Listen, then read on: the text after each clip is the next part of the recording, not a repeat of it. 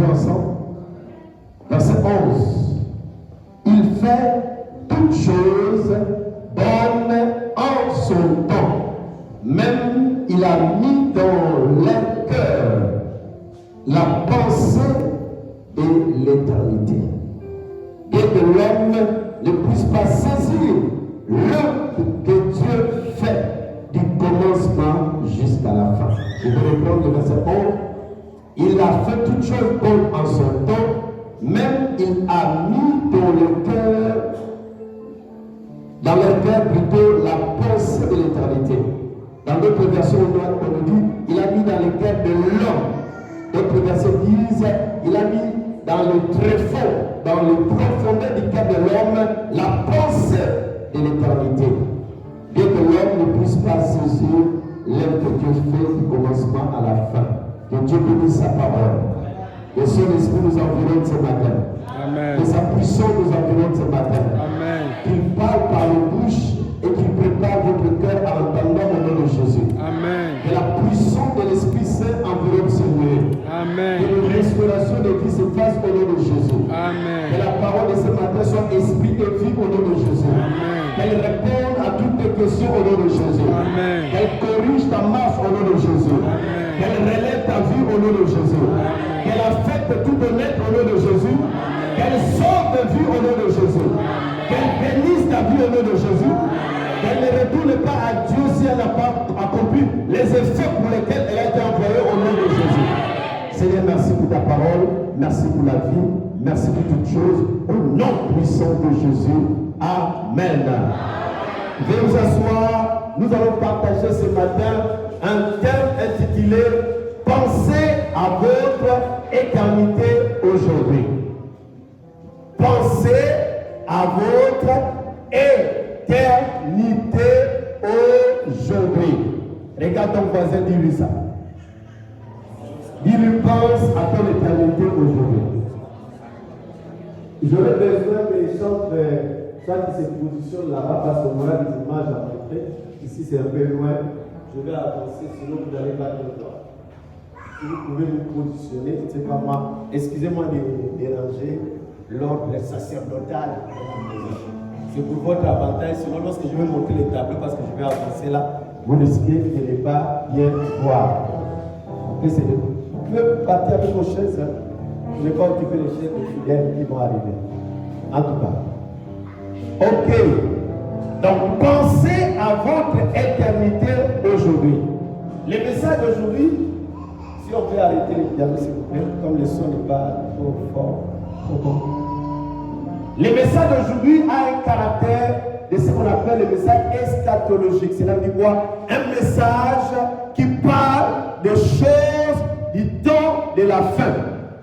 Les choses du temps de la fin, ce ne sont pas les choses qui te font peur, mais ce sont les choses qui te préparent à ce qui va arriver, parce que forcément que tu le veuilles ou pas, ça va arriver. Amen. Donc le message d'aujourd'hui aura un caractère prophétique, non pas parce qu'on va te dire que dans ta famille il y a un sorcier, parce que ce message va te préparer à ce que Dieu a prévu pour toi. Quelqu'un a dit Amen bien. Amen. Ce message aura un caractère évangélique, parce que ça va régresser le salut de quelqu'un. Ça va apporter à quelqu'un qui ne croit pas au Seigneur, ne croit au Seigneur aujourd'hui, parce que demain ça sera trop tard. Amen. Ce message aura un caractère d'enseignement, parce qu'on va entrer dans certains détails, bien que le temps soit limité, et Dieu va nous bénir ce matin au nom de Jésus.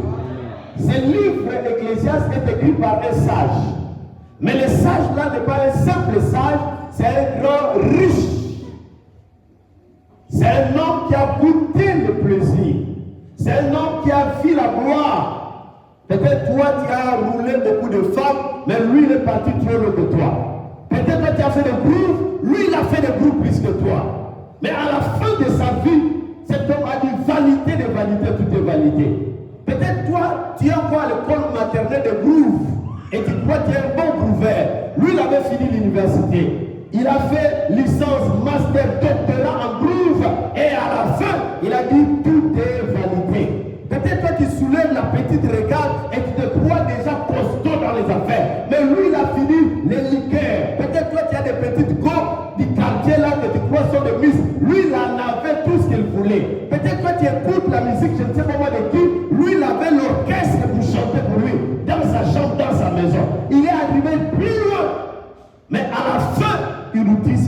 merveilleuses. Et parmi les choses qu'il nous dit simplement chaque chose à son temps. Je voudrais dire à quelqu'un, même lorsque nous regardons nos mamans, tu vas regarder la photo de maman, lorsqu'elle était brillante, mais aujourd'hui maman, elle est poupée. Chaque chose à son temps. Mais la beauté de la vie se trouve dans la compréhension de chaque temps que Dieu te donne. Tu n'as pas dit amen. Vous savez, aujourd'hui, étant vieux, peut-être certains disent, si j'avais respecté d'aller à l'école, je ne serais pas ce que je suis. Je ne serais pas en train de laver les habits d'autrui. La beauté de la vie se trouve dans la compréhension de chaque temps par lequel Dieu te fait passer. Mais je voudrais dire à quelqu'un, nous avons un Dieu de rattrapage. Tant que tu n'es pas encore dans la tombe, tu peux rattraper le temps que tu as perdu. Peut-être aujourd'hui tu n'as pas fait l'école. Peut-être aujourd'hui tu as gaspillé ta vie en faisant toutes sortes de rêves, toutes sortes de désordres. Mais je voudrais dire à quelqu'un, tant que tu n'es pas dans la tombe, le Dieu de la récupération peut faire avec toi de grandes choses. Peut-être il regrette ta vie. Si j'avais connu le Seigneur à bas âge, mais je voudrais dire à quelqu'un, ce n'est pas trop tard, parce que la Bible dit la gloire de la seconde maison est plus grande que la gloire de la première maison. Ce ne sont pas les noms de tes rêves qui déterminent la main de tes espoirs, c'est sa main qui détermine la vie que tu auras. Je voudrais dire à quelqu'un, peut-être ta vie est parsemée de zéros. Si quelqu'un a un seul zéro, on met un devant, il n'aura que 10 francs. Si quelqu'un a 2 zéros, on met un devant, il n'aura que 100 francs. Si quelqu'un a 3 zéros, on met devant un, il aura 1000 francs. Si quelqu'un a 6 zéros, on met un devant, il aura 1 million. Les zéros sont les échecs dans ta vie. Tu as échoué à l'école, tu as échoué dans les relations, tu as échoué en commerce, ce sont les nombres de zéros. Mais laisse-moi te dire, il y a quelqu'un qu'on appelle le numéro 1. Cette personne, si tu le mets devant ta vie, même si tu es rejeté, les piétinés de la famille, avec Jésus tu deviens le numéro 1. Même si tu es l'ouvrier de ta famille, avec Jésus, il te positionne. Et c'est ce Jésus que je te présente ce matin. Parce que lorsqu'on parle de l'eschatologie, oui, on parle de la fin de toutes choses. Oui, on parle de la fin de chaque individu, mais en théologie, on dit Jésus est l'eschatos. C'est lui la plaque tournante de toutes les fins. C'est par lui que les fins sont décidées. Ta fin, ce n'est pas la fin de ton mariage. Ta fin se trouve dans la main de Jésus.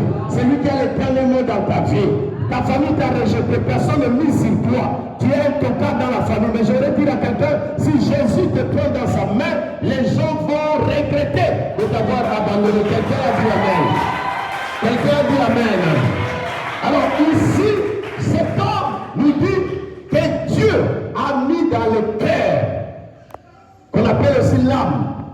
Et d'autres versions disent, dans le profondeur du cœur de l'homme, Dieu a mis la pensée de l'éternité. C'est pour cela, ce matin, nous voulons avoir la pensée de l'éternité. C'est ça nous disons, pense, ou bien pensez, à l'infinitif, à votre éternité aujourd'hui. Dis avec moi aujourd'hui. On dit avec moi aujourd'hui. Il est très important de savoir que votre vie est faite des étapes. Dis avec moi, ma vie est faite des étapes. Ta vie est faite de saisons. Dis, ma vie est faite de saisons. Ma vie est faite de saisons. Et ton passage sur la terre est une étape de ta vie, ce n'est pas toute ta vie. Amen. J'ai dit ton passage sur la terre, les jours où tu es né, jusqu'à ce jour où tu vas mourir, ce n'est pas toute ta vie. C'est une étape de la vie que Dieu t'a donnée. C'est pour ça que lorsque quelqu'un meurt, sa vie est finie sur la terre, mais sa vie n'est pas finie. Pourquoi? Parce qu'avant qu'il ne naisse, il avait une vie. On nous a parlé de Jérémie 1, verset 5. Il avait une vie. Et lorsqu'il va mourir, il y a une autre vie qui nous attend. Ne crois pas que lorsque tu as des problèmes sur la terre et que tu parles de suicider, que tu as fini. Non. Après ton suicide-là, il y a quelqu'un qui t'attend. Oh non, je vais me donner la mort parce que les gens ne m'aiment pas, parce que j'ai des problèmes. Ce n'est pas fini, parce que ta vie ne t'appartient pas. Il y a les propriétés de la vie qui va te demander des comptes. Quelqu'un avec toi. L'homme, selon la pensée de ce matin, doit profiter. Dieu veut que tu profites de ton éternité.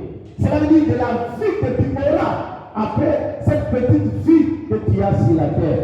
Je l'appelle petite vie parce qu'elle ne vaut même pas la peine de la vie que Dieu te réserve dans l'éternité. C'est pour cela Dieu ne veut pas que ton passé te détruise.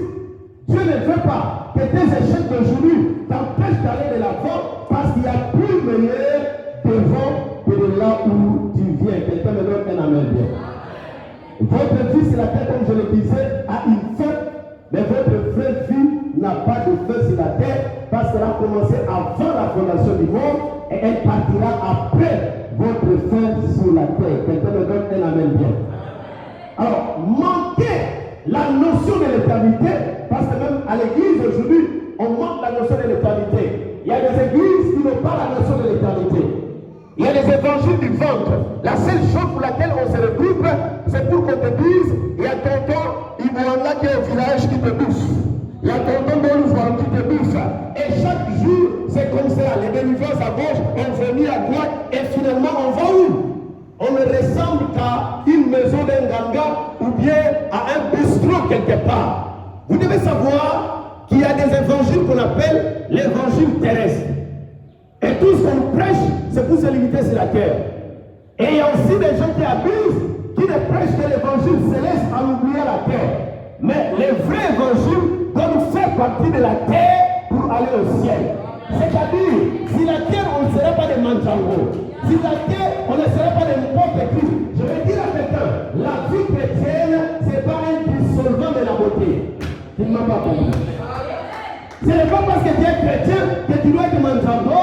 Je dis, il est très bien habillé. Très bien habillé. Donc, la vie chrétienne, ce n'est pas un dissolvant. Toi qui aimais les bonnes choses, quand tu es dans la vie chrétienne, ce n'est que le tabac, ce n'est que le McDo, tout. Non. Si tu aimes les bonnes choses, Dieu aime les bonnes choses. Mais ne porte pas des trucs bizarres pour allumer les garçons. Ne porte pas des trucs bizarres qui compromettent ta dignité. Mais Dieu aime les bonnes choses. Je sais que dans quelques jours, cet temple-là, on va en bénir au nom de Jésus. Je sais que cet temple sera parmi les plus belles églises de ce quartier au nom de Jésus. Je sais que dans quelques temps, ça sera très bon de voir. Il est toujours très bon d'être au commencement du monde. Il y a un témoignage à donner. Il y a quelqu'un qui n'a pas fait l'erreur de commencer lorsqu'il n'y a pas de carreaux, de commencer lorsqu'il n'y a pas de gros baffle, de commencer lorsqu'il n'y a pas encore la batterie. Parce que tu auras une histoire à raconter. Et puis à quelqu'un, il faut aller jusqu'au bout. Parce qu'on a une histoire à raconter ensemble. Amen. Ignorer l'éternité pour une église, pour un pasteur, c'est comme jouer un match de foot, mais dans un terrain qui n'a pas de goal. Dis comme la sœur, mon Dieu. Non, dis mon Dieu.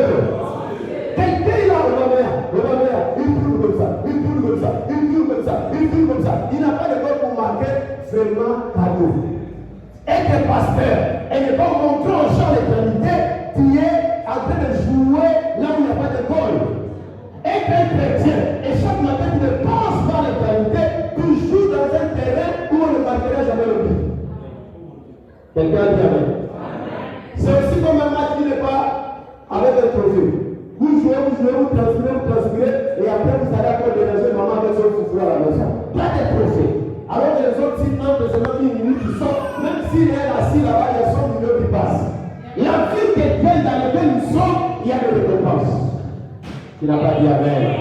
J'ai dit la ferme là dans laquelle nous sommes entrés, il y a des vraies récompenses. La vraie récompense, ce n'est pas d'abord le mariage, ce n'est pas d'abord le travail. Il y a des récompenses au ciel qui ne seront jamais détruites.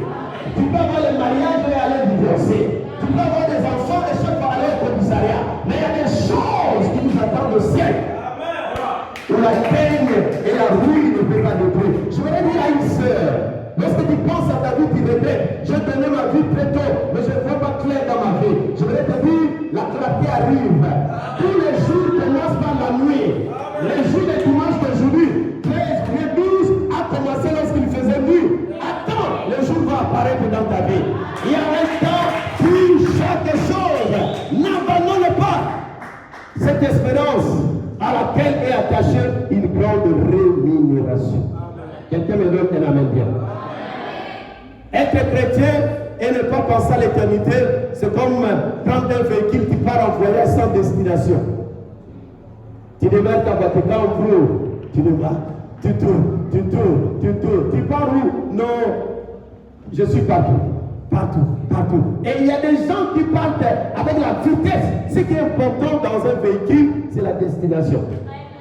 Et beaucoup ont la vitesse. Où il a construit 3 maisons, il a construit 10 maisons. Et après le jour, il meurt comme ça. Il part où? Il retourne nu. Il n'y a pas une maison enchaînée là-bas où on met même un petit ventilo. Toi qui crois que ta vie c'est sur la terre, le jour où tu vas être enterré, tous les habits, tous les talons, on va arracher. Ta maison là, ça sera une petite caisse en bois. Même si on met quoi là dedans, c'est le bois haut. Les mêmes véhicules qui ramassent des fous, après aujourd'hui va te ramasser. Même si tu es ministre, c'est le même véhicule.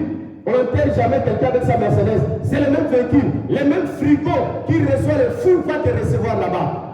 Les mêmes gardes de Gabosek là que tu toises, il va te laver, il va bien voir ça. Et tu seras un petit poisson inutile, on peut damner ça comme ça. La vie n'est rien. Tu fais le munda pour rien. Aujourd'hui, là, si tu tombes là, on t'appelle plus Ndolou Voile, on dit les corps de Ndolou Voile. On te shoot quand on veut. On te dépose là-bas, les asticots vont te bouffer bien. Ils vont te faire une bonne fête là-bas. Et si toi, on checkait de l'autre côté là, on enterre déjà là où il y a l'eau. Après quelques jours, le poisson va dire, mon cher ami, c'est votre temps maintenant de manger. Il faut te ressaisir. Il faut faire comment?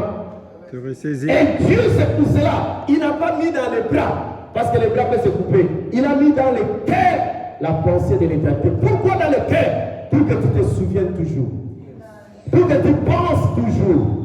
Pour que tu saches, même si je manque le bras, le cœur est avec moi. Pour que tu, chaque matin à ton réveil, que tu saches, je suis passager sur la terre. Quelqu'un avec moi. Alors, qu'est-ce qu'on appelle éternité? Parce que nous parlons penser avec l'éternité aujourd'hui. Qu'est-ce qu'on appelle éternité? C'est toute chose qui n'a ni commencement ni fin. Dis avec moi, ni commencement ni fin. Alors, allons dans le concept biblique. Ce que la Bible appelle éternité, c'est quoi? Je sais que tu es venu ce matin pour qu'on te dise, reçois ceci, tu auras ça. Si tu veux la guérison, tu auras ça. Avant que je ne quitte ici, là, si tu es venu malade, tu seras guéri au nom de Jésus. Parce que la guérison fait partie aussi des bonnes choses de l'Église. Je ne voudrais pas te dire comme les autres disent, on n'est pas venu ici pour recevoir des guérisons, pour recevoir les mariages. Dieu donne ça. Oh, tu n'as pas dit amen, hein? Je dis Dieu donne ça. Mais ce sont juste des surplus que Dieu ajoute dans les bonnes choses qu'il a réservées pour toi. Premièrement, lorsqu'on parle de l'éternité dans la Bible, on va parler du caractère intemporel de Dieu. Je dis ça sera l'enseignement, ça sera le prophétique, ça sera évangélique. Le caractère intemporel de Dieu. Dieu, lorsqu'il se présente à Genèse 1, lorsqu'on dit Dieu créa, le mot traduit par Dieu est Elohim. Elohim signifie le Dieu qui n'a jamais été créé. Le Dieu qui n'existe pas lui-même. Donc l'éternité, c'est d'abord Dieu. Quelqu'un est là. Quelqu'un est là. Et on l'appelle le Dieu de l'éternité. On l'appelle aussi le Jésus. On l'appelle aussi celui qui était, celui qui est et celui qui sera. On l'appelle l'immuable. On l'appelle le maître des temps et des circonstances. Parce que chaque nom de Dieu représente son caractère, sa nature et ses actions. Donc l'éternité c'est Dieu. L'éternité c'est la personne de Dieu. L'éternité c'est ce que Dieu peut faire dans ta vie aussi. Ta main dans ta vie est éternelle. C'est-à-dire ceci, ne regarde pas qui réussit à gauche, qui réussit à droite. Mais le Dieu d'éternité n'a pas de mandat comme le président. Le Dieu d'éternité n'a pas de mandat comme le maire. Le Dieu d'éternité ne va pas mourir. S'il t'a dit, il te fera réussir. Qu'il pleuve, qu'il neige, il te fera réussir. Ton parent peut te promettre. Moi, papa avait un peu de moyens, un député à l'RDC. Mais avant que je ne finisse l'université, papa est décédé. Tout le bien de papa, je l'ai. je dis arrêtez l'école pour reprendre l'école avec mes propres moyens. Pour dire simplement, ton père peut avoir la bonne volonté de t'aider à aller loin, mais il n'est pas éternel. Ton mari peut vouloir t'amener loin, il n'est pas éternel. C'est pour cela, bien aimé, s'il y a une personne en qui tu dois mettre ton assurance, c'est le Dieu d'éternité. Le Dieu d'éternité, c'est la vie de quoi? S'il n'a pas fait hier, il fera demain. S'il ne fait pas demain, il fera après-demain, parce qu'il est éternel.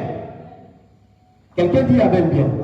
Donc, lorsqu'on vient en Christ, il faut que cette notion soit en moi. Le mariage peut finir, ceci peut finir, mais ce que Dieu m'a promis ne peut pas finir. Et la Bible dit sa parole est éternelle. Sa parole ne vieillit jamais. S'il t'a dit quelque chose, peu importe le temps et les circonstances, il le fera au temps convenable. Même si tu es l'âge avancé comme Abraham, notre Dieu n'est pas influencé par le temps, il va le faire. Parce qu'il s'appelle le Dieu de l'éternité. Il ne vieillit jamais, il n'est pas très pressé, il fait toutes choses bonnes en son temps. Quelqu'un me donne un amen bien. C'est pour cela qu'il y a un mystère. Dieu est le seul Père dont les enfants ont fait des enfants qui ne jamais devenu grand-père parce qu'il reste toujours à son même âge. Quelqu'un dit amen bien. Quelqu'un dit amen bien. Lorsqu'on dit qu'il est éternel, cela veut dire qu'il est au terme de toutes choses. Il commence avec toutes choses et toutes choses peuvent finir, mais lui ne finira jamais. C'est pour cela que si tu as essayé d'avoir des relations, Jacques est parti, André est parti, Robert est parti, mais sachez que Dieu est éternel. Cela veut dire après que tous les hommes passent, lui il reste là. Il ne t'abandonnera jamais, malgré le temps et les circonstances. Deuxième concept biblique. Lorsqu'on parle de l'éternité, dans la Bible, je voudrais que les bons lecteurs puissent m'aider. 2 Timothée 1, 9 à 10. 2 Timothée 1, 9 à 10. Et Éphésiens 3, verset 11. Lorsqu'on parle de l'éternité dans la Bible, on veut parler de quoi? Du plan éternel de Dieu pour l'humanité ou encore pour ta vie. Est-ce qu'on est ensemble? 1. Je dis, le concept de la Bible, c'est le Dieu d'éternité. 2. Le plan éternel de Dieu sur ta vie. Pour te dire simplement, Dieu n'a pas commencé à faire des projets sur toi lorsque tu es venu à l'église. Amen. Dieu n'a pas commencé à faire des projets sur ta vie lorsque tu as commencé à jeûner et à prier. Amen. Avant que tu ne sois né, tu ne sois dans le ventre de ta mère, le Dieu d'éternité avait fait un plan pour toi. C'est pour cela que je voudrais te dire ce matin, tu n'es pas un accident. Tu es une personne programmée par Dieu. Ne regarde pas les temps et les circonstances par lesquelles tu passes. Dieu sait ce qui se passe dans ta vie. Et au temps qu'on verra, il accomplira son plan éternel dans ta vie. 2 Timothée 1, 9 à 10, oui. 2 Timothée 1, 9 à 10. Qui nous a sauvés. Et nous a dressé une sainte vocation. Une sainte vocation. Non à cause de nos œuvres. Non à cause de nos œuvres. Mais selon son propre dessein. Selon son propre dessein. Et selon la grâce qui nous a été donnée. En Jésus-Christ avant les temps éternels. Avant les temps éternels. Dieu connaissait Josué avant les temps éternels. Oh, tu n'as pas dit amen. Oh, c'est cela bien aimé dans le Seigneur. Lorsqu'il regarde ta vie, oh ma vie, ma kaya, ma vungu, ma kadi, Dieu te connaissait avant que tes parents ne soient là. Oh, je suis né dans la famille pauvre. La famille de la pauvreté n'est que piste d'atterrissage par laquelle tu es venu sur la terre. Ce n'est pas ta provenance. Ton père, ce n'est pas ta provenance. Ta mère n'est pas ta provenance. Ton père et ta mère ont été embauchés par Dieu. Oh, tu n'as pas bien compris. Ils ne sont que des serviteurs de Dieu pour rassembler ce que toi tu es. Oh, tu n'as pas dit amen. C'est pour ça que vous allez voir les grandes personnalités dans le monde qui ont réussi sont ici des familles très pauvres. La pauvreté n'est pas une identité, c'est un passage. Tu peux devenir ce qu'aucun membre de ta famille n'est devenu. Pourquoi? Parce que tu ne viens pas de ta famille. Tu es passé par ta famille. C'est cela Gédéon, lorsqu'il était devant l'ange, il dit ma famille est ceci, je suis le plus petit. Dieu lui dit vaillant héros. Avant que tu ne sois, Dieu te connaissait. Avant que les gens ne te connaissent, Dieu avait un plan pour toi. Alors que tu es maladif, Dieu a un plan de la guérison pour toi. Alors que personne n'était, Dieu a un plan pour toi. C'est pour ça, lorsque les gens te rejettent, sachez que Dieu t'a aimé avant eux. Lorsque tu connais ça, tu ne seras pas tenté de nous voir. Tu veux coucher avec toi juste pour 10 000 francs. Tu sauras que moi, je suis ici d'un Dieu responsable. De la même manière que les parents préparent l'arrivée d'un enfant, Dieu est plus responsable que nous, les parents là. Il a préparé ta venue sur la terre. Il a prévu tout pour toi. Ça ne craint pas. Même si tu manques aujourd'hui, ne crains pas. Dieu a prévu des choses dans ta vie. Alors qu'on veut continuer, je voudrais te dire une histoire. Un monsieur, Dieu lui dit un jour la nuit, pendant qu'il rêvait, que je vais me montrer que je suis avec toi partout où tu seras. Et pour preuve que je suis avec toi, chaque fois que tu avanceras, regarde sur cette tableau-là, tu verras 4 traces de pas. Tes traces et mes traces. L'homme a marché et un jour il a voulu vérifier. Non, il peut rester debout. Il a voulu vérifier et il a remarqué qu'il y avait 2 traces de pas. Et il venait de passer le moment le plus compliqué de sa vie. Il regarde à Dieu et dit, ah, mais toi tu mens aussi. Dieu lui dit, non, je ne mens pas. Mais comment il y a 2 traces de pas. Ce que toi tu vois, ce n'est pas ce que Dieu voit. Le silence de Dieu n'est pas synonyme à son absence. Ce n'est pas parce que tu ne vois pas Dieu agir qu'il n'est pas en train d'agir. Et Dieu lui dit, si tu as ton enfant qui marche, la place est calme. Même l'enfant de 2 ans, une année, tu fais comment? Il marche avec lui. Mais si la place est dangereuse, qu'est-ce que tu fais? Tu soulèves l'enfant. Les traces de pas là que tu vois là, ce ne sont pas des traces. Mais il n'y a qu'à penser par où tu es passé. Il n'y a qu'à penser les circonstances difficiles dans lesquelles tu es passé. Tu comprendrais que ce n'est pas toi qui a traversé cette circonstance. Le Dieu qui est avec toi, c'est celui qui t'a aidé jusqu'à ce jour. Vous savez, la vie des gens, un jour Dieu me montre une montre au mur, et la montre n'avait pas, c'était le pendule. Et la montre n'avait pas d'aiguille. Et il me dit, est-ce que ça fonctionne? Je dis, ça ne fonctionne pas. Pourquoi? Je dis, parce qu'il n'y a pas d'aiguille. Et il me rapproche, je sens, tac, tac, tac, tac. Il me pose la question, ça fonctionne ou ça ne fonctionne pas? Je dis, ça fonctionne, mais il n'y a pas d'aiguille. Vous savez, il y a des vies des gens, on ne sait pas à quelle heure Dieu va te visiter. Dieu est comme une montre qui fonctionne, mais il n'y a pas d'aiguille. Dieu mettra les aiguilles et les gens liront l'air. Je dis, ils vont lire l'air. Ils vont lire l'air. Continuez. J'ai tellement de choses à dire. Oui. Et Dieu a été manifesté maintenant par l'apparition. Les plans éternels se manifestent comme maintenant. Il y a un maintenant dans ta vie. Je dis, il y a un maintenant dans ta vie. Comme maintenant, peut-être c'est demain. Amen. C'est l'année prochaine. Attends comme maintenant, ça va arriver. Mais ce que nous devons savoir, Dieu a un plan éternel. Oui, c'est fini. De notre Seigneur Jésus-Christ, qui a vécu la mort et a mis en évidence la vie et l'immortalité par l'évangile. Donc, le plan de Jésus pour te sauver, merci. Le plan de Jésus pour te sauver, ce n'est pas un plan qui a commencé ici à Matiti.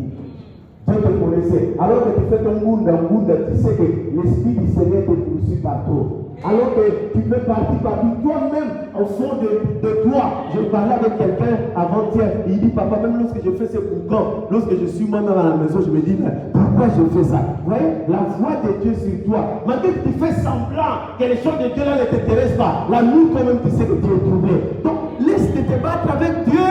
Confie ta vie à Jésus. Tu n'es pas plus fort que lui. Cède-lui la place de ton cœur. Alors, faute de temps, on ne va pas lire Ephésiens 3, verset 11. Mais vous devez comprendre ceci, que votre vie n'a pas véritablement commencé à la maternité. Parce que le psaume 139, verset 15 à 16, la Bible dit simplement qu'avant qu'aucun de mes jours n'existât, Dieu avait écrit tous les jours qui me concernaient. Amen, amen. Et Jérémie 1, verset 5, la Bible dit, lorsque tu étais une masse forte, je te connaissais et je t'avais établi. Amen, amen. Pour te dire simplement, la vie sur la terre, c'est comme un examen de choix multiples, où la réponse est là et Dieu te dit de cocher la bonne réponse. C'est pour ça que la Bible dit, il a mis devant toi la vie et la mort, à toi de choisir. Lorsqu'on parle de la prédestination, cela ne signifie pas qu'il y a des gens qui sont déjà destinés à aller en enfer. Mais c'est que Dieu met devant certaines personnes des faveurs pour qu'ils choisissent. Parce que si tu es prédestiné, tu ne choisis pas la vraie vie, tu ne pourras pas profiter de cette vraie vie. Quelqu'un me dit amen bien. Amen. Je vais avancer vraiment dans la profondeur de mon message. Troisièmement, dans la Bible, Lorsqu'on parle de l'éternité, on parle de la vie sans fin. De la vie comment? Sans fin. Et cette vie commence avant notre naissance, mais surtout, on parle de la vie que nous avons après notre mort. On va m'amener les tableaux et je vais essayer de vous expliquer maintenant cette partie avec plus de détails et de force parce que c'est là où sera plus notre message. Ok. Donne-moi le premier tableau. J'ai besoin de 10 personnes. Des personnes des protocoles. Tout le monde voit. Ouvrez bien. Si tout le monde voit, on peut reculer un peu pour vous permettre de passer, de ne pas bouger. Vous voyez? Vous voyez quand même? Oui. Ok. Alors, reculez un peu, reculez un peu. Permettez à maman de voir. Ok, reculez encore. Vous voyez quand même? En fait, je vais expliquer, vous allez voir. Si on a un petit tige comme les maîtres, comme ça, là, vous pouvez me donner. J'ai vu les dirigeants devant là, tu n'avais pas les bois comme les autres dirigeants. Tu dirigeais bien là. Mais tu n'as pas les bois comme les autres dirigeants là. Il faut avoir toujours un bois là lorsqu'on dirige. Les mamans de l'économie n'ont pas les bois. Parce qu'il y a des mamans de l'économie qui amènent les bois comme si on était à l'école. Amen, amen. Alors, je disais, troisième concept de l'éternité, c'est une vie qui est sans fin. Ok, on m'amène aussi le deuxième tableau. Des personnes s'élèvent aussi avec le deuxième tableau. Vous avancez un peu. Les frères, si vous pouvez entrer comme ça, c'est mieux pour vous. Toutes les personnes qui sont ici. Entrer comme ça, c'est mieux pour vous. Ok. Ouvrez bien les tableaux, frères. Donc, je vais utiliser les deux tableaux, je vais circuler. Ok, merci beaucoup. Ça, c'est les bâtons. Alors, lorsque nous parlons de l'éternité, excusez-moi, maman. Lorsque nous parlons de l'éternité dans la Bible, c'est une vie sans fin. Alors, cette vie sans fin a trois dimensions. Il y a une vie sans fin qui est ici, là. On appelle avant l'éternité ou bien avant la fondation du monde. Il y a un temps qu'on ne connaît pas. C'est pour cela qu'il s'appelle Elohim, le Dieu qui n'a jamais existé. On ne connaît pas qu'il était là depuis quand. Mais nous, on connaît cela dans Genèse 1 où on parle du commencement. Le temps a commencé dans ta vie. Vous devez savoir aussi dans votre vie, il y a un temps qui est passé ici que ni votre père, ni votre mère, ni votre pasteur ne connaît.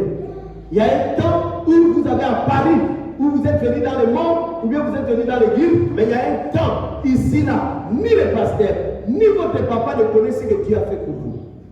C'est pour cela j'ai un mystère que j'appelle le mystère de la boîte noire.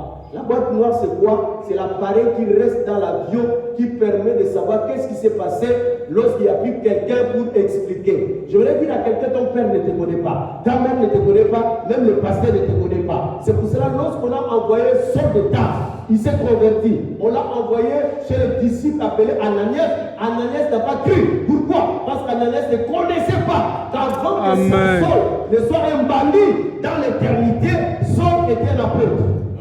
C'est ça que je voulais dire à quelqu'un, ne sois pas influencé même par les prophètes. Les gens peuvent te traiter de tous les noms d'oiseaux. Dieu connaît ta vie, Dieu connaît ton passé, Dieu connaît ton éternité. Les gens ne connaissent que ton passé d'hier, mais Dieu connaît ton éternité. Ce qui est plus important, ce n'est pas ton passé, mais c'est ton éternité. Il y a des choses que Dieu a dites. Lorsqu'un avion fait le crash, même si tout le monde meurt, on questionne cette boîte noire. Cette boîte noire, elle résiste à quoi? À la température, à l'immersion, à l'incendie. Cela veut dire quoi? Les chocs de ta vie n'ont pas détruit certaines choses que Dieu a mis. Tu n'as pas compris. Tu n'as pas compris. Je dis à quelqu'un, on a pris la chair, on a pris la peau, mais on n'a pas pris le noyau. Ah, quelqu'un t'a regardé, quelqu'un a levé la peau, quelqu'un a mangé la chair, il a mis là, c'est déjà foutu déjà. Mais il a oublié, dans le noyau, il y a un manier. Ils ont enlevé les habits de Joseph. Ils ont dit on va voir. Mais ils ont oublié que ce n'est pas l'habit que son père lui avait donné qui était sa vie. Ce ne sont pas ta beauté. Ce n'est pas les diplômes. Ce n'est pas la maison qui fait ta destinée. Mais c'est ton étoile. C'est ce que Dieu a pensé de ta vie. C'est pour cela. C'est pour cela. Je voudrais dire à une soeur, si tonton de nous voir, t'as laissé pour aller suivre une tuer, laisse-les partir. partir. Ton Dieu est capable de faire des grandes choses sans lui. Parce qu'il n'est pas parti avec ta vie. Ne continue pas à regretter. Toi, tu te soucies de quelqu'un qui est parti, qui est en train de prouver pour lui là. Pense à ton présent, pense à ton avenir, parce que Dieu n'est pas mort. Il est encore vivant. Il peut faire de grandes choses avec toi. Les gens ne te connaissent pas bien. Ne laisse pas quelqu'un te définir. Ne laisse pas quelqu'un parler de toi. Personne ne te connaît mieux. Moi, lorsque je suis arrivé dans cette ville, un apôtre chez qui je devais arriver, il m'a méprisé. Parce qu'il ne voyait pas ce que je serais. Il ne voyait pas les plans de Dieu dans ma vie. Lorsque j'ai écrit mon premier livre, il y a des gens qui ont négligé. Mais aujourd'hui, à Pont-Gentil, les gens se réfèrent à moi s'ils veulent écrire le livre. Bien-aimé, ne regarde pas qui parle mal de toi. Regarde à Dieu. Toi là qui ne connais pas Dieu, sache que Dieu te connaît. Il a des plans de bonheur pour toi. Donne ta vie à Jésus. Confie ta vie à Jésus. Au lieu de confier à un homme, s'il finit de sucer ton corps, il va t'abandonner. Il finit de coucher avec toi, il va t'abandonner. Mais Dieu t'accompagnera partout. Ce n'est pas quelqu'un qui profite de ta vie, c'est quelqu'un qui est avec toi jusqu'à la fin de tes jours. Et toi, tu vas me laisser la vie de Dieu à cause de ce petit ami. On dit même un petit ami. Et ta petite amie. Mais Jésus n'est pas le petit ami, il est le grand ami. Il est capable. Il n'achète pas seulement les iPhone, mais il donne la vie. Il n'achète pas les lits pour venir abuser de toi, mais il te donne le repos. Il ne t'achète pas les sacs de riz, mais il te donne l'appétit et la bonne santé. Il ne te pompe pas seulement de grossesse, mais il te pompe de bénédictions. Quelqu'un a compris, dit amen. Là, je suis comme le maître, je suis en train d'enseigner quelqu'un. Ta vie va changer, c'est pas ton nom de Jésus. Je dis ta vie va changer, c'est pas ton nom de Jésus. Tu partiras de la maternelle état destiné, tu auras aujourd'hui le master d'état destiné. Il y a quelqu'un sans transition. Il y a quelqu'un sans transition. Sans transition. Joseph le matin était un prisonnier. Le soir, il était premier ministre. Il avait les mariages. Aujourd'hui, Dieu te fera traverser les étapes de l'état. Et il t'amènera ta gloire au nom de Jésus. Je parlais de l'éternité. C'est un secret de Dieu. Lorsqu'il a écrit des choses se concernant, personne ne connaissait. Oh, Dieu a grosse tête. Mais grosse tête n'est que l'emballage. La vie de l'être humain ne dépend pas de son corps. Son corps, c'est l'emballage. Job 32, verset 8. En réalité, dans l'homme, c'est l'esprit. En réalité, dans l'homme, ce n'est pas l'emballage. Oh non, elle est à Poutou. À Poutou, c'est quoi? Oh, elle est maigrichon comme les tiges d'Allemagne. Et toi-même, tu dis, je suis à Poutou. Je suis, moi là, ne m'appelez pas petit corps. J'ai la taille prophétique. Parce que derrière cette taille-là, il y a mon merveille. Oh, toutes les personnes vous appellent les Apoutou, je vous dis, vous avez la taille apostolique. Quelqu'un dit amen. Alors, ici, il y a l'éternité, la première éternité. La deuxième éternité se passe quelque part, mais je vais partir là-bas. La deuxième éternité se passe quelque part. Lorsqu'on est sur la terre, on peut accepter Jésus. Et sur la terre, pendant qu'on est là, on a la vie. Et la troisième éternité se passe ici, où il y a deux directions. L'éternité avec Dieu et l'éternité en enfer. Dis, ça commence. Ça commence. Frère caméraman, prends ta position parce que ça commence. Libère-nous le territoire, prends bien ta position. Alors, le Seigneur m'a dit de vous expliquer ça simplement. Qui est déjà parti à l'aéroport? Ce n'est pas la honte, hein? C'est entre nous. Les voisins ne regardent pas haut. Qui est déjà parti à l'aéroport? Ok, qui est déjà entré dans l'aéroport de Libreville? Ok. Bon, et ils vont vous expliquer ce que je vais dire après. Hein? Ce n'est pas l'injustice. Ils vont vous expliquer comment l'aéroport de Libreville, l'aéroport de Lumba est. Lorsque vous arrivez, à part les parkings, il y a deux grandes entrées qui vous font entrer dans ce qu'on appelle les grands halls. Dans les grands halls, il y a des bars. Dans les grands halls, il y a tout le monde. Tout le monde fait ce qu'il veut. Les gens filment, les gens boivent, les gens font ceci. Et pour entrer dans les halls là, on ne demande pas les cartes d'identité ni les passeports. Amen, amen. Alors, les grands halls représentent l'entrée dans la vie terrestre. Chacun de nous vient dans les grands halls de l'aéroport à son temps. Et chacun connaît ce qu'il vient de venir faire. Ta naissance est ta première porte d'entrée dans l'éternité. Et la mort est ta deuxième porte de sortie pour aller à l'éternité. Donc, quelqu'un n'a pas compris. La vie, la naissance et la mort sont deux portes de l'éternité. La naissance te fait quitter de l'éternité plutôt pour te faire entrer dans le temps, et ta mort te fait sortir du temps pour te faire entrer dans l'éternité. Si les gens appellent ça le début de ta vie, non. La Bible n'appelle pas la naissance le début de ta vie. C'est la porte de l'entrée dans le temps. Quelqu'un me comprend? Donc, ne regarde pas ton âge. Sache que c'était une porte. Maintenant, ta mort ne sera pas la fin de ta vie. Ta mort sera quoi? La porte pour retourner dans l'éternité. Mais pas la même éternité que tu avais, l'éternité que tu as choisie. L'éternité d'ici, ce n'est pas toi qui as choisi, c'est Dieu. Mais l'éternité d'ici, c'est toi qui choisis. C'est pour ça ici c'est pareil, mais ici c'est différent. C'est pour cela ici vous voyez, on entre de partout. Mais ici là, on va entrer quelque part. Alors lorsqu'on est sur la terre, c'est comme les gens qui arrivent à l'aéroport de Libreville. Lorsqu'ils arrivent là-bas, ils font ce qu'ils veulent, comme ils veulent, ils peuvent faire l'ambiance. Mais pendant qu'on est ici, à chaque heure, vous entendez les passagers en destination et Port-Gentil s'apprêtent. Donc, les passagers qui doivent partir à Port-Gentil s'apprêtent parce que leur vol. C'est ce que nous entendons chaque jour lorsque nous entendons sirène. Lui là, les passagers a pris le vol. Tu n'as pas bien compris. Lorsque tu entends chaque jour sirène, on est en train de dire les passagers en destination de Tchéngé sont en train de partir. Mais ce qui est compliqué à cet endroit, on peut vous dire les passagers en destination de Paris peuvent s'apprêter. Et tu dis à ta femme Samba, bisous, on se voit demain. Mais le problème ici là, lorsque ça arrive, on n'annonce pas, ça te prend. Ecclésiaste 8:8. La Bible dit dans ces combats, il n'y a point de délivrance. Même si tu es la plus belle de ma titi, que toi tu séduis tout le monde, même les policiers. Si la mort frappe à ta porte, tu ne peux pas séduire la mort, il te prend. Même si tu es le plus riche, toi, tu corromps les gens. Lorsque la mort frappe à ta porte, tu ne peux pas corrompre la mort. Même si tu es Mike Tyson, toi tu peux esquiver les coups de boxe. Lorsque la mort arrive à ta porte, il va te damer. Même si toi, tu viens de gagner les bacs, si la mort arrive à ta porte, c'est pour cela, bien aimé, le jour de ta mort, tu ne connais pas. Les voyageurs en destination de Paris peuvent encore s'embrasser. Mais les voyageurs en destination de l'éternité, on ne t'embrasse plus. Tu es en train de marcher, crise cardiaque.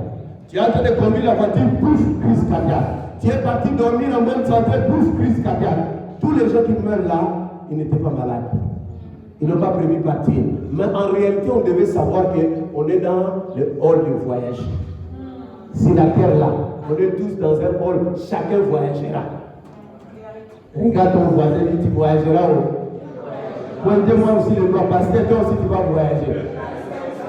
Mais le pasteur meurt. La semaine passée, un pasteur veut partir sur le site et il est logé dans un hôtel. Lundi, ils entrent en confinement. Non, mercredi, ils entrent en confinement. Le jeudi, on entend un bruit là, quelqu'un qui ronfle. Pas qu'il est parti. Il est en bonne santé, mais c'est un pasteur. Les bonnes personnes meurent, les mauvaises personnes meurent.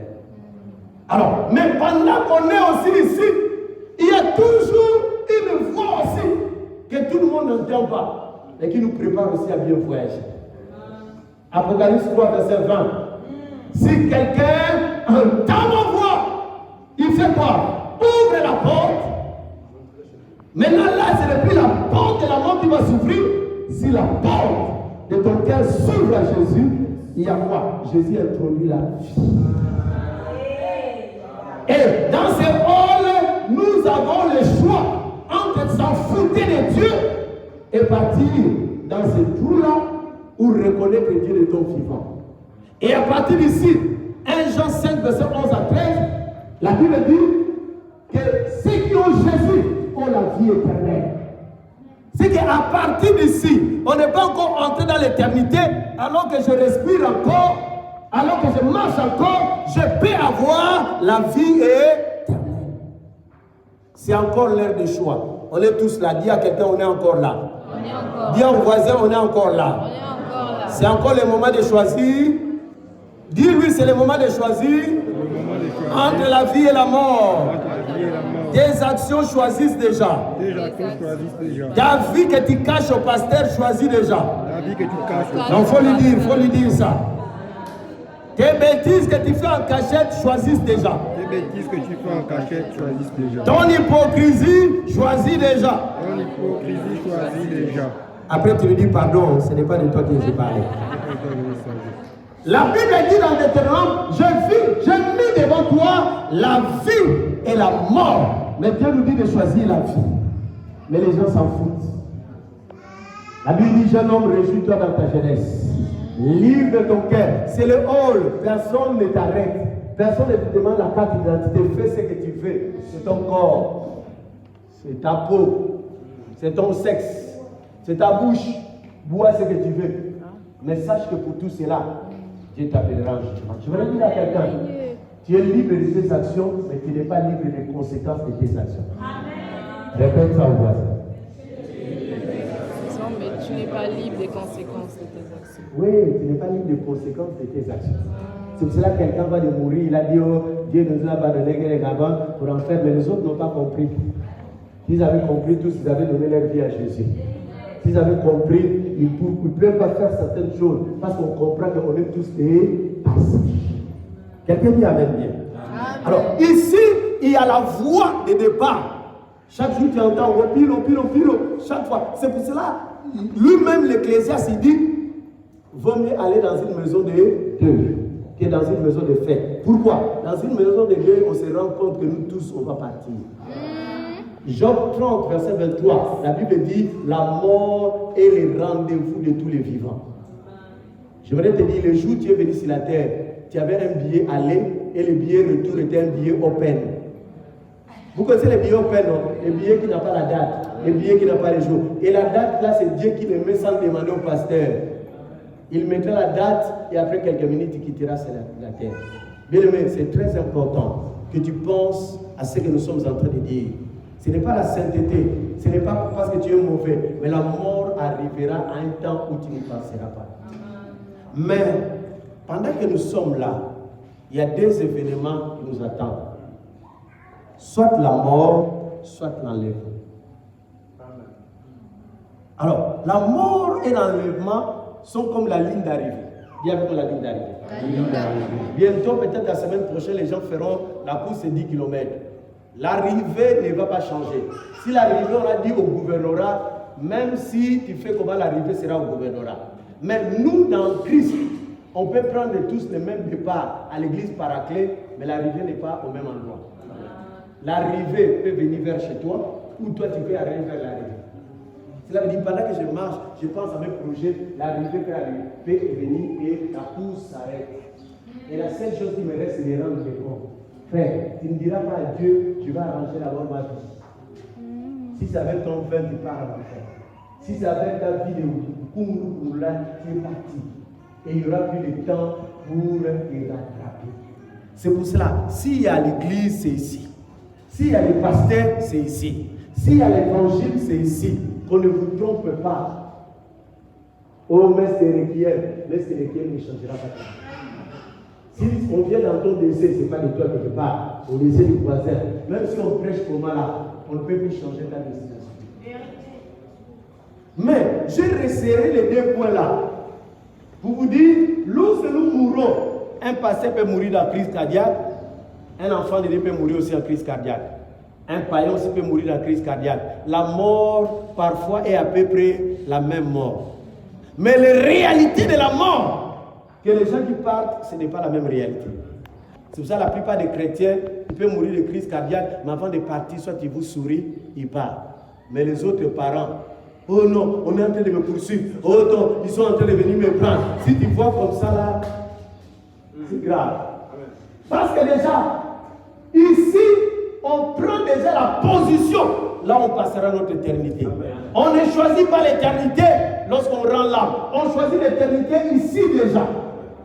Mais tant que tu n'es pas mort, aujourd'hui, nous sommes déjà dans la voie de la vie. On est au hall. Il y a des gens qui sont des païens, mais c'est encore possible. Nous, on a déjà la vie éternelle. Celui qui n'a pas Jésus n'a pas la vie éternelle, mais on est encore ici. C'est pour cela que j'ai mis la vie, j'ai mis la mort, mais on a encore la possibilité. Alors, voici ce que tu dois faire. Si tu es né une fois dans ta vie, tu vas mourir 2 fois. Si tu es né 2 fois, tu vas mourir 1 fois. Amen. Je vais expliquer. Tu as compris, hein? Voilà, elle a dit, Adam, lorsqu'il a péché, on a dit, le jour où tu mangeras, tu mourras. Adam physiquement n'est pas mort. Mais spirituellement, Adam est mort. Et finalement, Adam est mort physiquement. C'était la mort spirituelle qui a précédé la mort physique. Maintenant, nous, lorsque nous naissons, on est né 1 fois, non? Si tu n'as pas Jésus, que tu le veuilles ou pas, si tu n'as pas si tu n'as pas Jésus, déjà tu vas mourir 2 fois. Tu es déjà mort, premièrement spirituellement, parce que quiconque n'est pas en Jésus, il est mort spirituellement. Et tu as même coulé le verset. C'est pour cela, lorsqu'on dit on a Jésus, on a la vie. C'est qu'on était les morts. Deuxièmement, physiquement, que tu le veuilles ou pas, tu vas mourir. Mais il y a ce qu'on appelle dans Apocalypse 20, je voudrais qu'on nous le lise, Apocalypse 20, 5 à 6. Il y a ce qu'on appelle la seconde mort. Et la seconde mort, tu ne vas pas mourir où tu ne bouges plus. La seconde mort, tu vas mourir quelque part, où j'arriverai chez les frères là-bas. Apocalypse 20, 1 à 5. Oui. 5 à 6. 5 à 6. Les autres morts ne reviennent point à la vie. Les autres morts, parce qu'il y a des morts qui vont revenir à la vie quelque part. Les autres morts, ce sont des païens. Ne reviennent pas à la vie. Pourquoi? Jusqu'à ce que les 1000 ans puissent s'accomplir. Oui, les 1000 ans. C'est la première résurrection. C'est la première résurrection. Ça se passe ici. Je vais arriver. Oui. Heureux et saints ceux qui ont part à la première résurrection. Heureux et saints ceux qui ont part à la première résurrection. Je vais arriver. Oui. La seconde mort n'a pas de pouvoir sur eux. La seconde mort n'a pas de pouvoir sur eux. Mais ils seront sacrificateurs de Dieu et de Christ. Merci frère, on va y arriver. Alors, lorsqu'on entre dans ce trou-là, vous voyez comment c'est. Ah là, il n'y a plus de rattrapage. Oh non, on est fort. Il faut rattraper tous les enfants qui ont est fort. Il n'y a pas. Oh, les BPC, les derniers jours, on a toujours un examen de rattrapage. Les rattrapages, même l'image du BPC elle est bonne. L'image du BPC elle est bonne par contre. C'est différent du BAC. Le BPC, tu ne sais pas si tu gagnes ou pas, tu fais déjà les rattrapages. En réalité, nous tous, chaque dimanche, on vient faire les rattrapages. Parce que toi là, si tu étais mort hier là, je ne crois pas que tu allais partir au ciel. Parce que là où tu étais hier, là où tu as dormi hier, c'est pour ça que les dimanches d'aujourd'hui, c'est un cours de rattrapage. Avant les résultats finaux. Dieu nous fait les rattrapages chaque jour. La Bible dit les justes tombent 7 fois, l'Éternel les relève. Dieu est le Dieu de bonté. La Bible dit il renouvelle sa bonté chaque matin. C'est le rattrapage. C'est pour cela, frère en Christ, toi que la mort n'a pas attrapé hier, rattrape-toi et ressaisis-toi. Luc 13, versets 6 à 9. La Bible dit Luc 13, 6 à 9, un homme avait planté. Il est venu, il a dit l'arbre là ne produit pas. Coupez-moi l'arbre là. Et quelqu'un a dit non, donnez encore 3 ans. Le chiffre 3 par rapport à la mission de Jésus symbolise le temps de la grâce. Dieu t'apporte la grâce. La Bible dit dans 2 Pierre, le Seigneur ne tarde pas dans l'accomplissement de sa promesse, mais il use de patience envers vous, ne voulant pas qu'aucun de vous périsse. C'est sa bonté qui fait que tu sois en vie. Parce que ceux qui sont morts hier ne sont pas plus mauvais que toi. C'est juste une grâce. Alors si tu continues à fouler la grâce de Dieu au pied, ce matin c'est ton rattrapage. Si papa Josué m'a appelé, c'est pour venir te faire les rattrapages. Parfois lorsque l'enseignant de l'école, tu n'as pas compris la leçon, on peut dire l'enseignant extérieur vient aider. Je voudrais dire peut-être l'opportunité de tel message, tu ne l'écouteras plus dans ta vie. Et si tu rates ces rattrapages, ça sera trop tard. Quand on ne vous trompe pas, on vous fera la messe de Requiem, c'est le mensonge. Quand on vous fera, oh le purgatoire n'existe pas. Oh les saints vont prier pour toi, ça n'existe pas. Hébreux 9, verset 27, la Bible dit il est réservé aux hommes de mourir une seule fois. Après quoi vient le jugement. Le karma n'existe pas. Oh tout se paie ici-bas. Oh non, si tu meurs, tu reviendras comme un lézard. C'est mensonge. Si tu meurs, une fois pour toutes, entre dans ce couloir. Alors, après ce couloir-là, il y a des choses qui se passent. Maintenant, pendant que nous sommes là, retournons ici. Dieu, dans son plan, caméraman, laissez les autres pas. Dieu, dans son plan, avant que le monde soit fait, la Bible dit qu'il a préparé l'agneau de Dieu avant la fondation du monde. Amen. Pour nous faire échapper à tout ce qui va arriver et nous préparer à ça, Dieu a préparé les choses. Par qui? Par son Fils Jésus-Christ.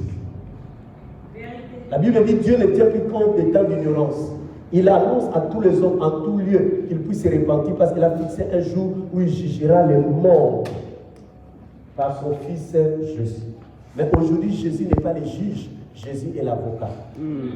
Un petit habitait au quartier, il faisait les bougons. À chaque fois qu'il était amené au tribunal, il y a un bon grand qui était là comme avocat, il faisait des démarches pour lui.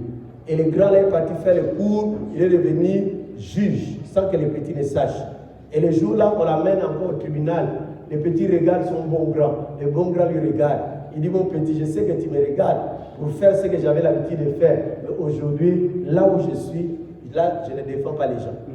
Les juges ne défendent pas les gens. Les juges constatent et décrètent. Jésus aujourd'hui est l'agneau préparé pour ton salut. Jésus est venu sur la terre pour toi. Aujourd'hui, il est ton ami. Il veut être ton ami pour certains. Il est ton ami pour ceux-là qui l'ont accepté comme Seigneur et Sauveur. Tu ne peux pas être ami de Jésus et aimer le monde. Amen. Jacques chapitre 4, la Bible 3, 4, la Bible dit quiconque est ami du monde est ennemi de Dieu. On ne peut pas servir deux maîtres à la fois. Soit tu es du côté de Dieu, soit tu es païen. La Bible dit si tu es ni chaud, ni froid, je te vomirai. L'histoire là de tromper les dimanches qu'on est enfant de Dieu doit cesser. Tu te trompes toi-même. Regarde le voisin, dit tu te trompes toi-même. Si on triche à l'école, on ne triche pas pour l'éternité. Si on triche dans la vie, avec le make-up, on ne triche pas devant Dieu. Parce que les femmes trichent beaucoup. Lorsqu'il met le make-up, tu vas l'oublier là. Tu dis, chérie Congo là, il vient de naître aujourd'hui, le comment. Mais qu'il enlève seulement le make-up. Tu vas voir que, oh Seigneur, pardonne-nous tous nos péchés. Alors, Dieu a prévu son plan. Viens avec moi le plan de Dieu.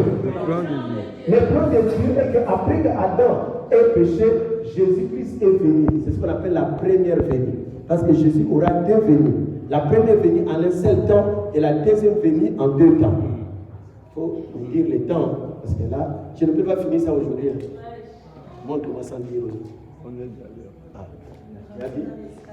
Donc, on est à l'eschatologie. Je vais finir bientôt. Vous allez me rappeler plus tard. Allez, alors ça c'est la première venue de Jésus. Je vais aller vite. La première venue de Jésus. Et Jésus, la première venue, il est né. Il est comment? Il est né. Mais il était Dieu. Il a vécu sur la terre pendant 30 ans et il a fait sa mission pendant 3 ans et demi, donc 33 ans. Il est mort pour tes péchés. Et il est ressuscité pour te justifier, pour que tu échappes à l'enfer. Il a déjà payé les prix. Tu étais un prisonnier qui ne pouvait pas se racheter. La Bible dit dans 1 Pierre 1, 18 à 19, la Bible dit simplement, il nous a racheté de la même manière de vivre que nous avons hérité de nos parents. Tu étais déjà condamné à la mort. Colossiens nous dit simplement, il a effacé l'acte dont les ordonnances nous condamnaient et qui subsistait contre nous. Il a payé par son sang la rançon pour tes péchés. Et pourquoi jusqu'à ce jour, tu continues à mépriser l'œuvre que Christ a fait. Lorsque tu regardes le film de Jésus, tu vois qu'à l'atrocité, il n'a pas souffert parce qu'il avait volé. Il a souffert à cause de tes péchés. Ésaïe 53 nous dit, c'est par ce mépris nous sommes guéris. Il a été regardé comme rejeté, méprisé. Mais c'est pour nos péchés qu'il est mort à la croix. Toi, tu étais un Barabbas qui méritait la mort. Jésus a pris ta place. Il a dit, Barabbas, tu peux sortir. Mais comment les Barabbas veulent la liberté aujourd'hui? La Bible dit, c'est pour la liberté que Christ nous a affranchis. Mais beaucoup de chrétiens sont encore esclaves de choses pour lesquelles Jésus les a délivrés. Jésus est mort. Et après 3 jours, Jésus est ressuscité. Il a fait 40 jours sur la terre et Jésus est monté. C'est ce qu'on appelle l'ascension. L'ascension n'est pas biblique. Marie n'est pas montée, on ne l'a pas vu. Et 10 jours après, il y a eu Pentecôte que nous verrons le fêter. Alors, Jésus est monté. Mais Jésus n'est pas monté avec l'évangile. Il a laissé l'évangile sur la terre. Il a laissé ses serviteurs sur la terre. Il a laissé les pasteurs Josué sur la terre pour prêcher quoi? Pas prêcher seulement la prospérité physique, mais pour prêcher la repentance, pour préparer l'église à l'enlèvement. Toute une église où on ne prêche pas sur la fin des temps, on ne prêche pas sur la venue de Jésus, c'est une comédie, c'est une salle de spectacle. L'église est là pour préparer l'épouse, pour arranger l'épouse, pour aider l'épouse à attendre l'époux. C'est ça le travail du pasteur. Ce n'est pas pour être un dimorphore, ce n'est pas pour chasser d'abord les démons, c'est pour préparer les gens. C'est pour ça que lorsque les disciples sont allés prêcher dans Luc 10, ils sont revenus, ils ont dit les démons nous sont soumis. Aujourd'hui, beaucoup de grands pasteurs, il est grand pasteur pourquoi? Il chasse les démons, il prophétise, ce n'est pas ça la grandeur. Il dit réjouissez-vous parce que vos noms sont inscrits dans les livres de la vie.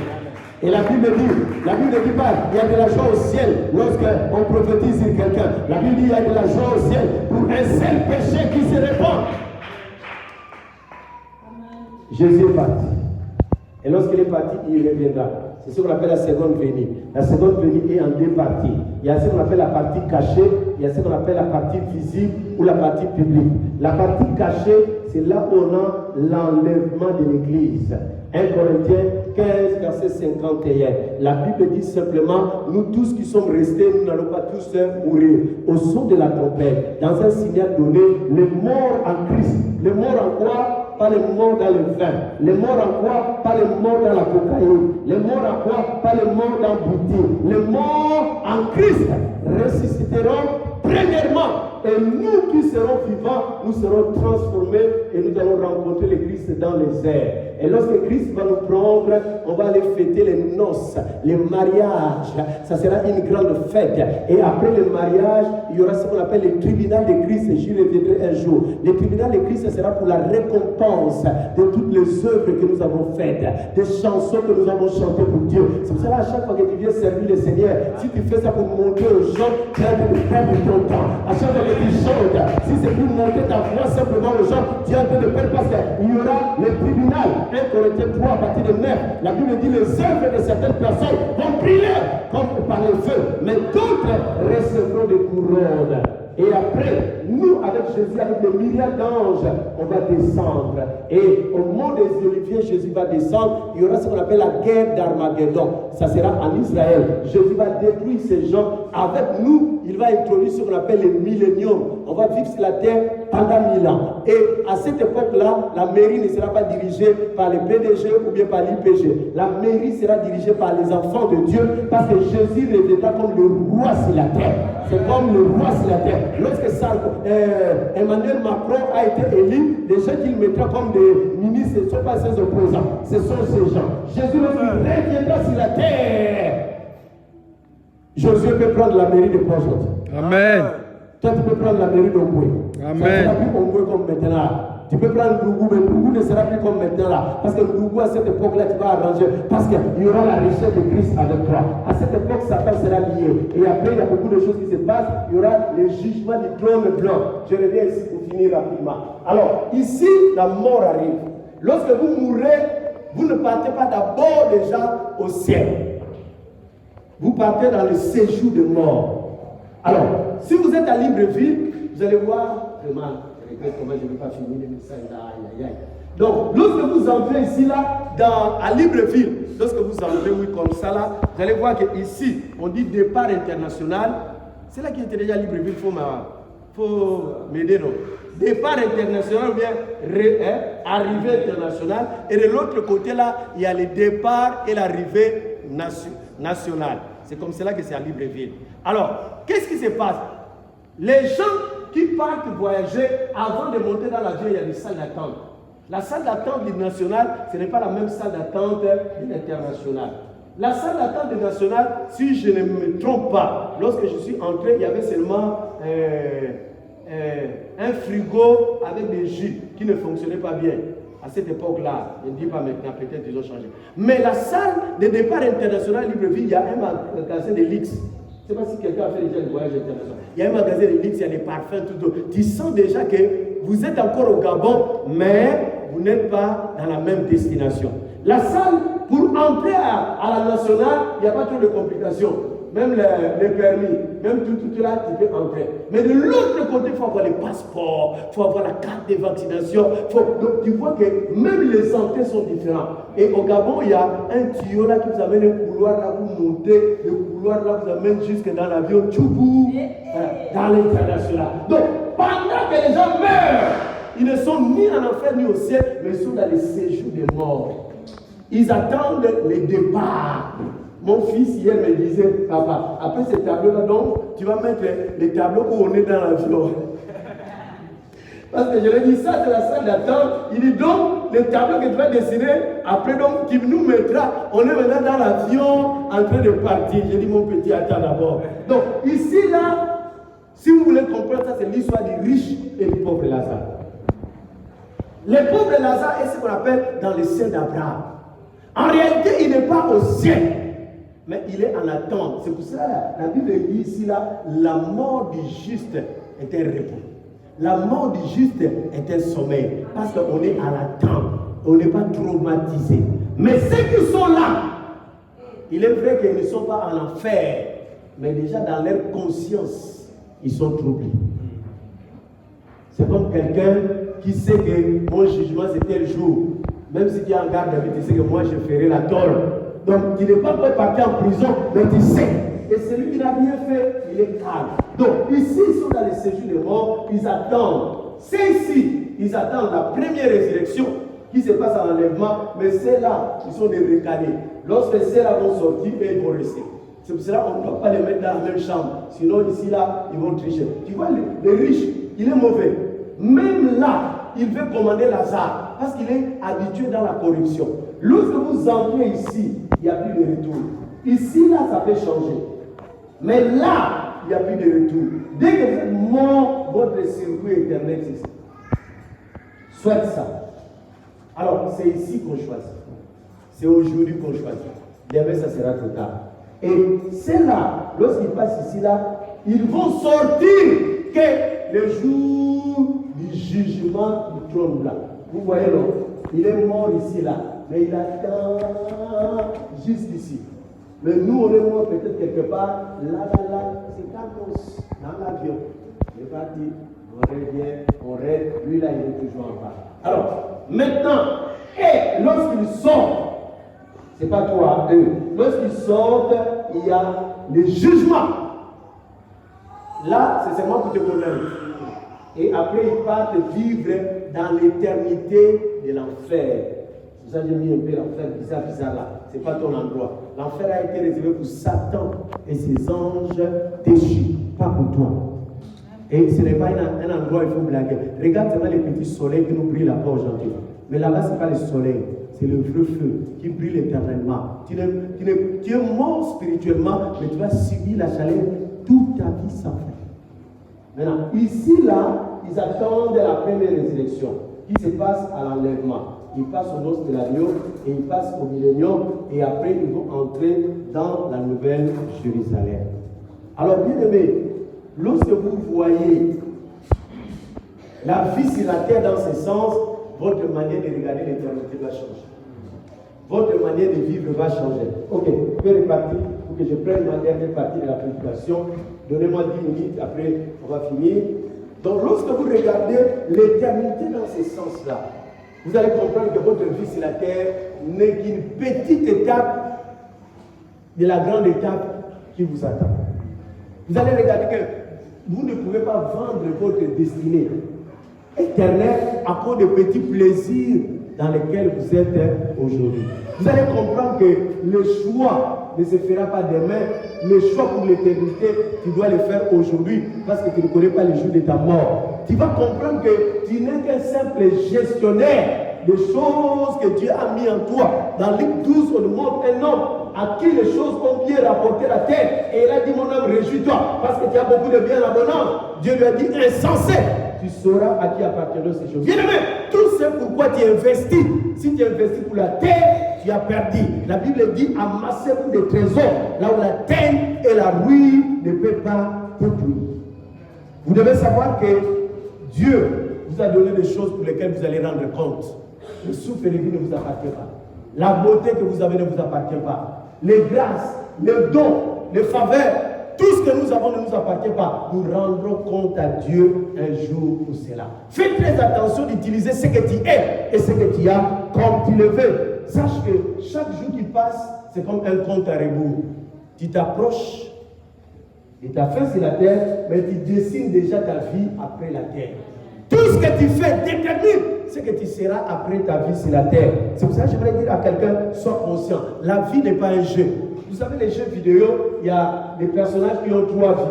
C'est-à-dire, si vous le tuez, il a une vie en réserve. Mais la vie réelle n'a pas 2 vies, n'a pas 3 vies. Si tu meurs aujourd'hui, c'est fini pour toi.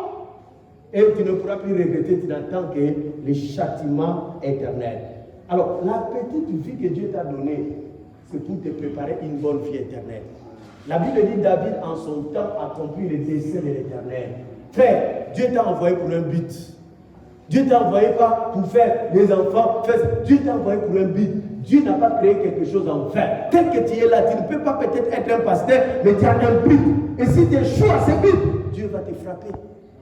La Bible dit à celui qu'on a beaucoup donné, on demandera beaucoup. Toi qui as les dons spirituels, la prophétie, mais tu ne regardes qu'à ton mariage, tu ne regardes qu'à ta santé, tu dois servir le Seigneur parce que Dieu va te récompenser. Toi qui es venu à l'église, tu ne fais rien. Tu n'es pas venu sur cette terre que manger, quoi. Tu n'es pas un chef. Tu es venu sur la terre pour une mission précise. Et Dieu veut que tu accomplisses cette mission. Toi qui servais le Seigneur dans une autre église, depuis que tu es venu ici, tu ne fais que regarder. Tu dois prendre tes responsabilités à partir d'aujourd'hui, de t'investir. Parce que tout ce que nous faisons sur la terre, après la terre, personne n'amène ça. Mais tout ce que nous faisons pour le royaume, après la terre, la Bible dit, héros des morts en Christ, car leurs œuvres les accompagnent. Ta sémence, ta dîme, tout ce que tu fais, Dieu va te les faire accompagner. Il va t'envoyer ton western. Mais tout ce que tu fais pour la terre, les maisons, on ne mettra pas ça dans les cercueils. Quelqu'un prendra. La bague du mariage, on va enlever. Tout, on va enlever. C'est pour cela, bien aimé, c'est l'heure de servir le Seigneur. Je ne regrette pas d'avoir livré ma vie à 15 ans à Jésus. Aujourd'hui, dans 2 années, j'ai 50 ans. Même si vous me voyez trop jeune comme ça, là, je ne regrette pas. J'ai plus de 32 années dans les choses de Dieu. Je ne regrette pas d'avoir livré ma vie très tôt. Je ne regrette pas. Parce que Dieu m'a épargné de beaucoup de choses. Mes grands frères sont entrés dans les affaires financières, dans beaucoup de choses. Mais je me sens plus heureux d'avoir suivi le Seigneur très tôt dans ma vie. Frère, il n'y a pas un temps que toi tu attends où tu auras le temps pour Dieu. Le temps pour Dieu, c'est aujourd'hui.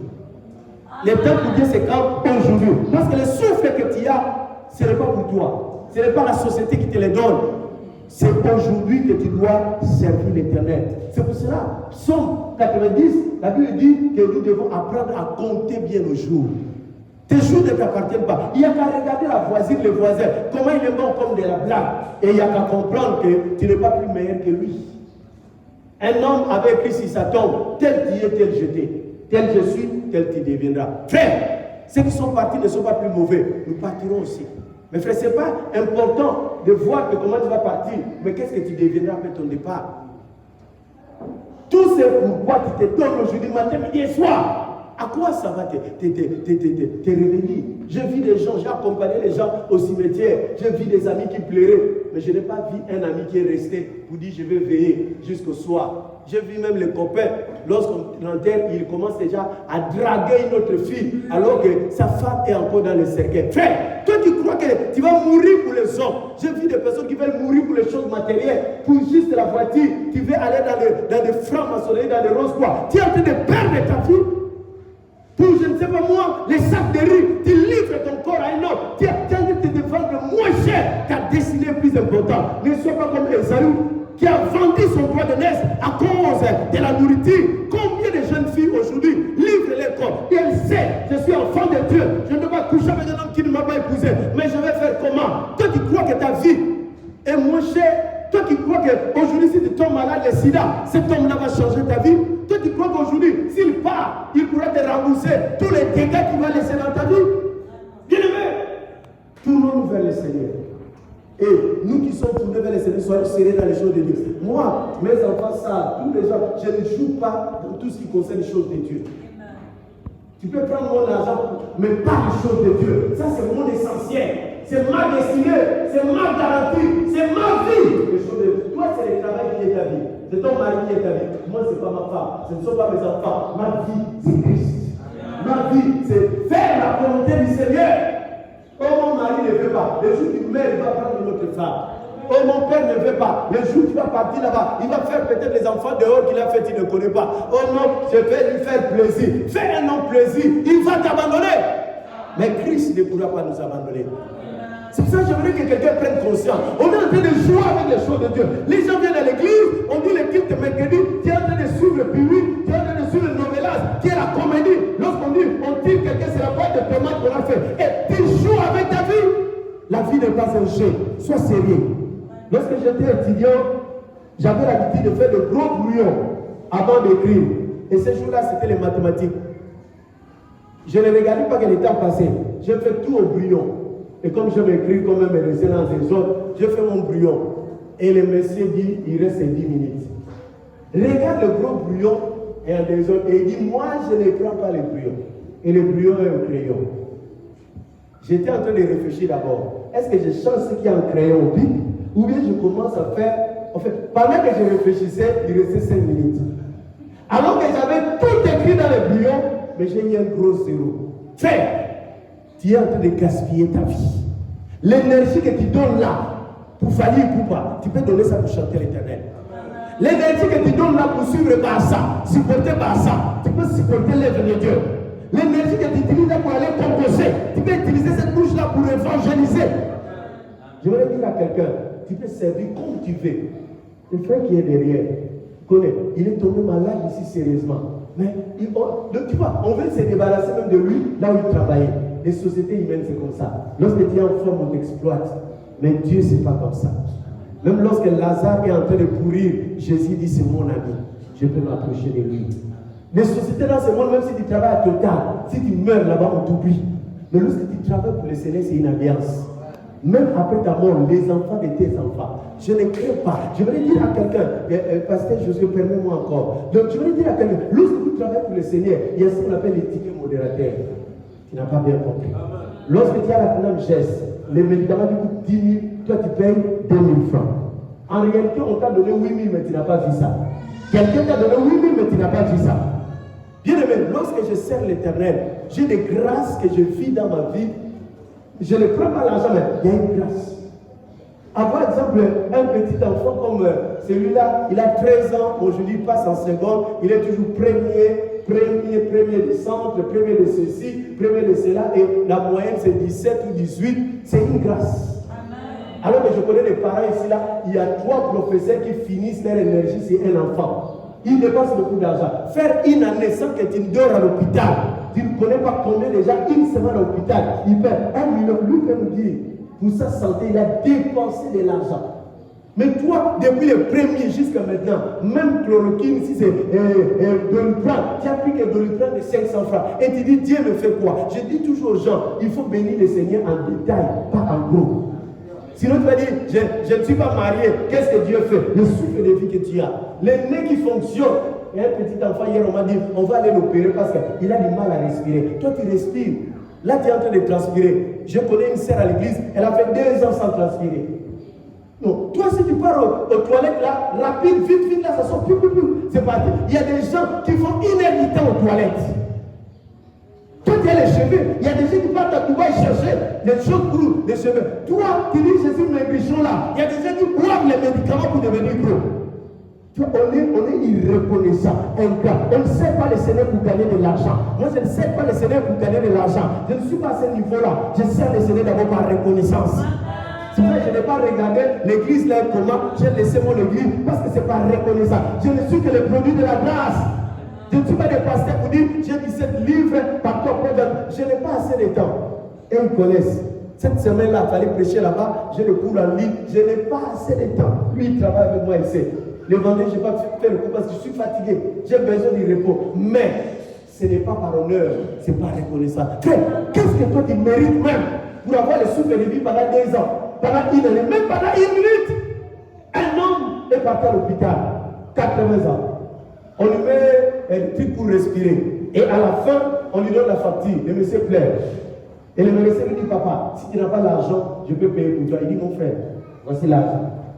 Tu sais pourquoi je pleure? Depuis que je suis né, c'est la première fois qu'on me met ça. Mais ce qui me donne, c'est que vous m'avez mis ça pendant quelques heures et vous me faites payer ça.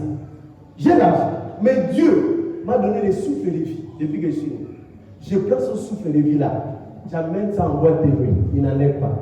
Je prends son souffle de vie là, je couche avec les femmes dans les hôtels, il n'enlève pas. Je prends son souffle de vie là, je tue les gens, il n'enlève pas. Mais vous là, monsieur, si je vous avais insulté, vous allez me débrancher.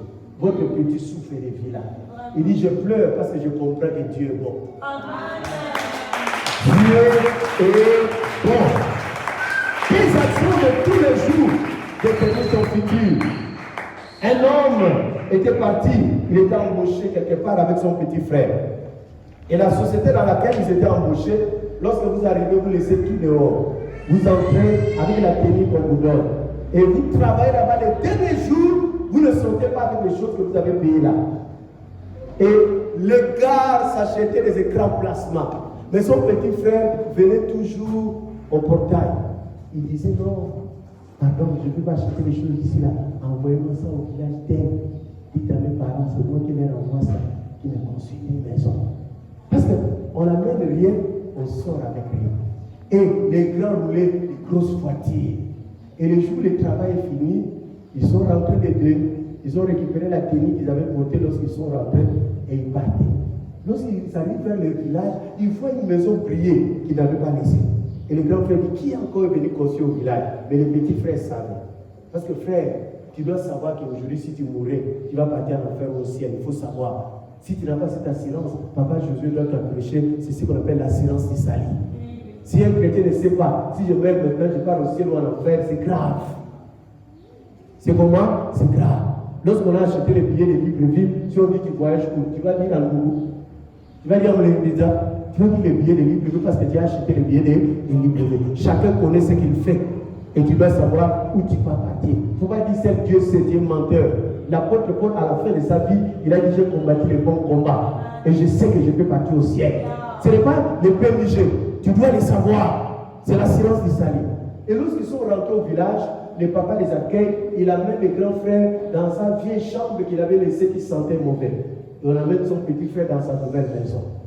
Mais il dit au petit frère, comment tu as fait? Il dit non. Moi, je n'étais pas dans le plaisir. Lorsque tu allais en boîte, tu allais acheter les choses. Tu vois là où moi j'étais, non? Je venais chaque fois envoyer mes choses. Frère, chaque jour, ce que tu fais sur la terre, envoie un signe au ciel. Je vais finir par cette deuxième illustration. Un homme travaille dans un chantier. Et il a travaillé beaucoup d'années. Et à la fin, où il restait quelques mois pour qu'il puisse avoir la retraite, le patron dit, mais c'est bien, tu dois faire ton dernier travail. C'était dans la construction. Et lui, il était en colère parce qu'il ne voyait pas clair, le salaire n'était pas bon. Et il s'est dit, le dernier chantier là, je vais gaspiller pour vous faire la honte. Et il a fait à sa manière, il a gaspillé les chantiers. Les jours où on devait livrer les chantiers, il est étonné de voir les patrons venir avec tous les collègues et avec sa femme. Et le patron prend la parole, il dit, il y a quelqu'un qui a travaillé avec nous. Il était un bon travailleur. J'ai pensé lui donner la récompense, mais je me suis dit, est-ce que la récompense que je vais calculer, ça peut suffire? C'est pour ça que je lui ai donné lui-même de faire sa récompense. Voici la récompense de monsieur tel qui s'est bâti lui-même. Tout le monde est tombé par terre. Il a fait la maison bâclée. Frère, pendant que tu négliges ta vie sur la terre, ce n'est pas Dieu qui perd. Ce n'est pas le pasteur Josué qui perd.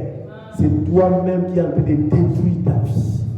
Dieu ne perdra jamais parce que toi, tu es venu faire le boucan sur la terre. Au ciel, Dieu ne changera pas de nom. Mais toi, tu auras gaspillé ta destinée. Et aujourd'hui, si tu as compris la voix du Seigneur, avant qu'il ne soit trop tard, ouvre ton cœur, répands-toi et accepte Jésus. Si tu as déjà accepté Jésus, tu es un chrétien gauche-droite, un chrétien caméléon. Ici, là, tu es très sérieux pendant que tu me regardes. On peut te donner à 700 confessions. Mais dès que tu sors ici, là, c'est toi, le bangando en Christ. Répands-toi. Parce que demain, ça risque d'être trop tard. Dieu t'a longtemps accordé la grâce. Mais peut-être que cette grâce-là peut finir un jour dans ta vie. Et tu regretteras, mais ça sera trop tard. Aujourd'hui, c'est ton jour. Ce message est venu pour toi. Ce n'est pas un message qui te promet simplement le bonheur sur la terre, mais ça te promet le bonheur sur la terre et au ciel. Et aujourd'hui, si tu comprends ces choses, tu donnes sincèrement ta vie à Jésus, tu décides de marcher conformément à la volonté de Dieu. Je dis que sur la terre, tu auras la récompense. Et au ciel, tu auras le bonheur. C'est à toi de choisir. soit tu perds tout, soit tu te confies en Dieu. Toi qui es chrétien, dont la vie ne marche pas bien, les choses ne tournent pas rond. L'apôtre Paul dit, si cette temps dans laquelle nous sommes, nous souffrons, mais il y a une gloire qui arrive, il y a une récompense qui arrive. N'abandonne pas la vie chrétienne. Ne regarde pas ce que tu n'as pas aujourd'hui. Jésus-Christ revient bientôt. Et lorsqu'il reviendra, il essuiera tes larmes. Il te récompensera. Toi qui sers l'Éternel, ne sers plus l'Éternel pour les passer Josué. Sers l'Éternel devant lui. Qu'il soit là ou pas, sers l'Éternel. Évangélise, gagne les âmes. Viens à l'église à temps. Donne la dîme, donne les offrandes. Achète les chaînes, achète les instruments. Parce que la maison que tu as conçue, le jour où tu meurs, la maison reste. Mais si tu achètes les instruments ici, là, au ciel, il n'y aura pas les instruments. Mais on reconnaîtra que tu as créé quelque chose pour Dieu. À toi de choisir. Tu finiras l'argent pour tes mèches brésiliens, chinois, japonais ou ndolufois. Achète des mèches, achète les talons pointinini. Mais sache que tout cela ne t'amènera à rien. La Bible dit, Marc 8,36, rien ne sert à un homme de gagner tout le monde s'il perdait son âme. Aujourd'hui, c'est ton jour. La balle est dans ton cas. Soit tu rejettes ces messages, soit tu deviens sérieux et tu seras béni. Que Dieu te bénisse. Lève-nous dans sa présence.